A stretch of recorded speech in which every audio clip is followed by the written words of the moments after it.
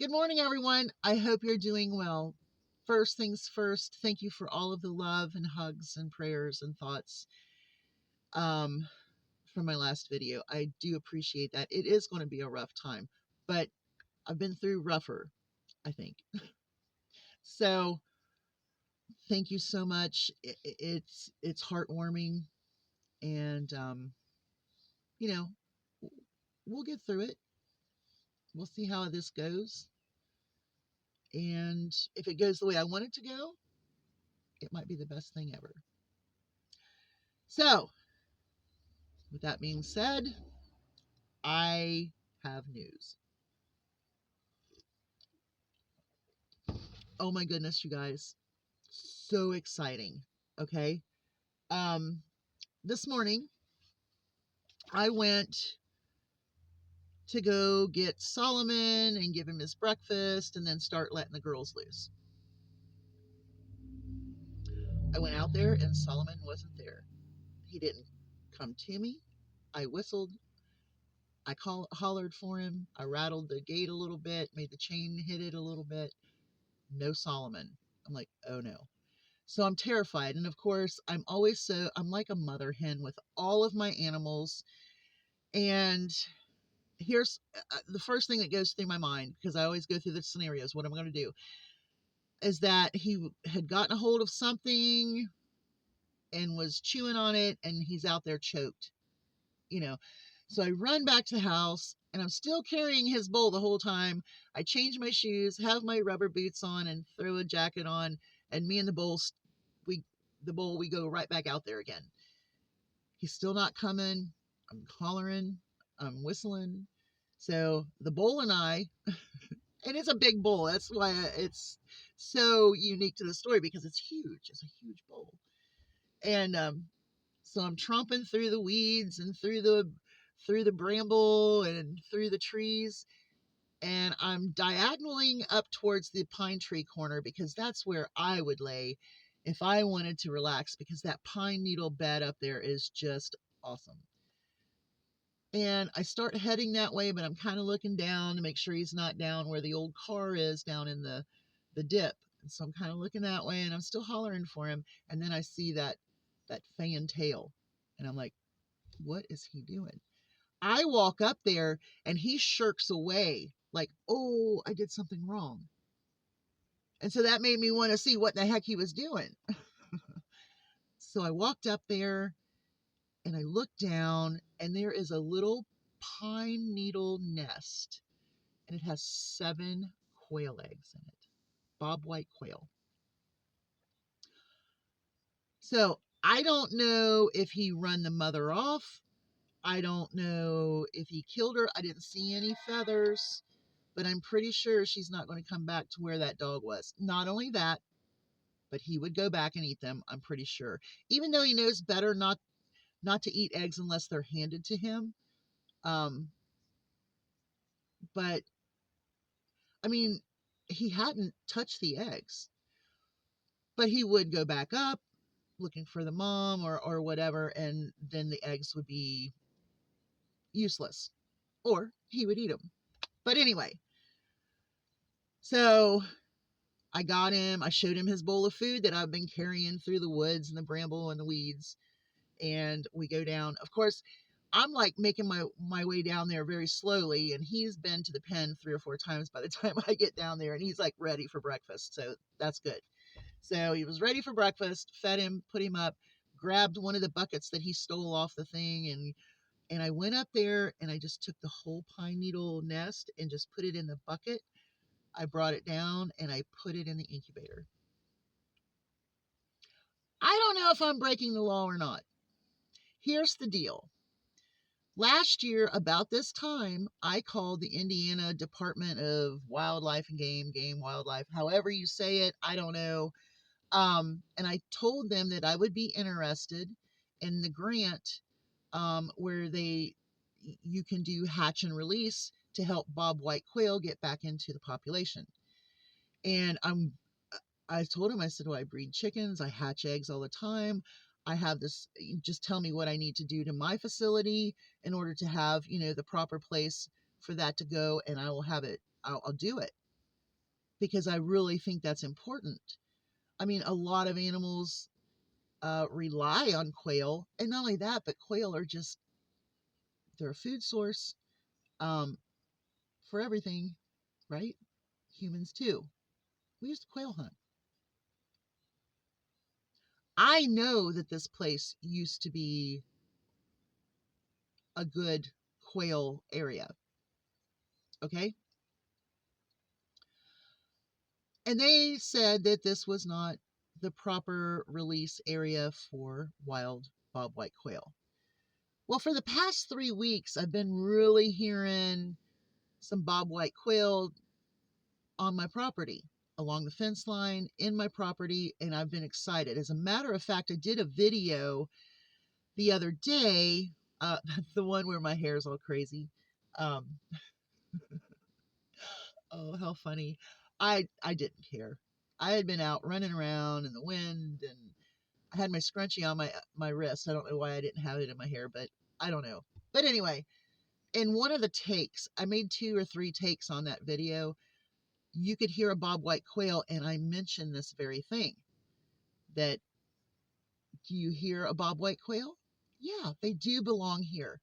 This is the proper region and area to release bobwhite quail. And the thing is I've turned my property into a woods, because this used to be a manicured yard. I mean, like, manicured yard. Like, it was a golf course back there. There were no trees except for the pine tree row. There was, I think there was a maple tree and a walnut tree, and that was it. That's all there was on this property.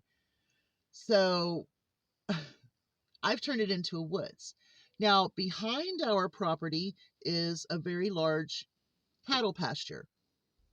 Beyond the cattle pasture, it's all woods for miles. I mean, miles. I used to mushroom hunt back in there, miles and miles.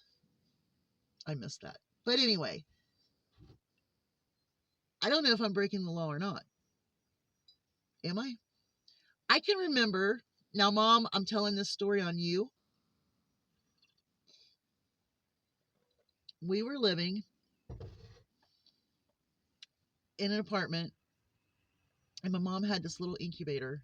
I wish I had that little incubator. It was little. I don't even remember where she got it, or maybe we got it at Goodwill. I don't know. But her and I went to the park, and we stole 2 goose eggs. Mom, I'm telling this on you. I don't know. I mean, I'm sure the statute of limitations or whatever. They weren't. I don't believe they were viable, but they never hatched. But that's the story I remembered when I grabbed that little nest of quail eggs, and they're in the incubator right now. I didn't put the turner on them because I don't know how far along they are. So I'm going to keep the humidity. See, I don't even know where to put the humidity. If there were 7, how many little quail hens were laying in that nest? Or is it just one hen? And she was at the 7-day period of time of laying an egg every day, or every other day, whatever they do. And was she getting ready to really be on them? Did she leave them too soon? Have they lost temperature? I don't know. So I did not put them with the turner on. I'll just go in and turn them for a while, I guess. I don't know. I hope it works. How exciting will that be? Because this is exactly why I've never, ever liked talking to people who take a position that is somewhat powerful. I mean, it's not powerful, but you are an official, and you are saying something to someone who knows different, but you think they're just a dumb citizen.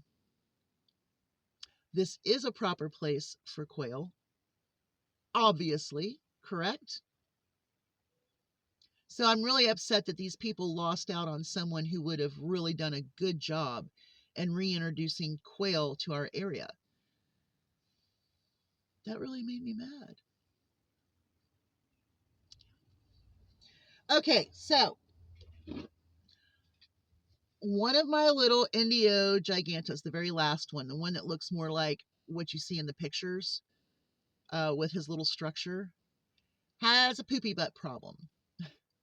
I noticed it yesterday, so I did a really basic cleaning on him and it worked out. But this morning he had built up some more. So this morning I was like, okay, we're going to do a little more. I mean, I made it to where he's not going to get stuffed up, but it, anyway, the best product in the world to get dried up poopy butt cleaned up. And I don't call it, what is it? Pasty butt. I think that's gross, but poopy butt is micellular water. This stuff will clean mascara. It will do all of that. And I used to coupon for the Garnier like huge. So I always have it. This one happens to be from Dollar General and it's super cheap. But if you're going to hatch chicks or raise baby chicks, I recommend having this, cotton swabs, and cotton balls for pasty butt to clean it up when you finally notice it and it's all dried up and it's really clumpy. What I did was I grabbed him up and I took his little butt and I put it up in the air over the sink. I tried to keep him as dry as possible, but I really did just kind of squirt this over top of it and let it get in there. And I kind of worked it with my fingers because you're going to do whatever you can do to save your little bird from having discomfort or even death. So, I kind of worked it a little bit and then I got my cotton ball, which was saturated with this. And I just kind of pressed that onto the poopy part and eventually it just works its way off. Then I used my Q-tip, cotton swab, and just cleaned him up really good. He's never happy about it. And then the little black chicks, they peck at him. So he's really not happy right now, but I need to go check on him again, make sure he's drying off pretty good. But I'm going to tell you, if you raise chicks, you need to have this micellular water, cotton balls, cotton swabs, and it'll work very, very well. All right. So what else? I think I told Mom's story. I have one thing to ask Trump supporters.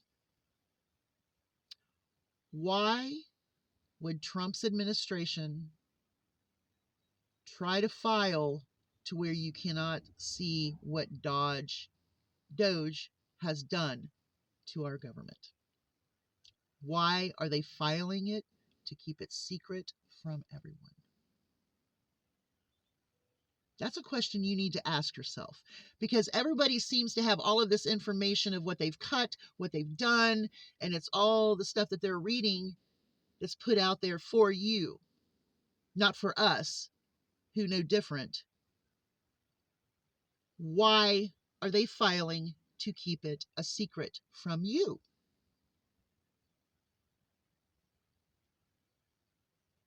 Yeah. Y'all have a great day. Hugs from a distance. I got to go check on everybody. Oh, I need to get to the grocery store too. I need to. I'm late. Bye, y'all.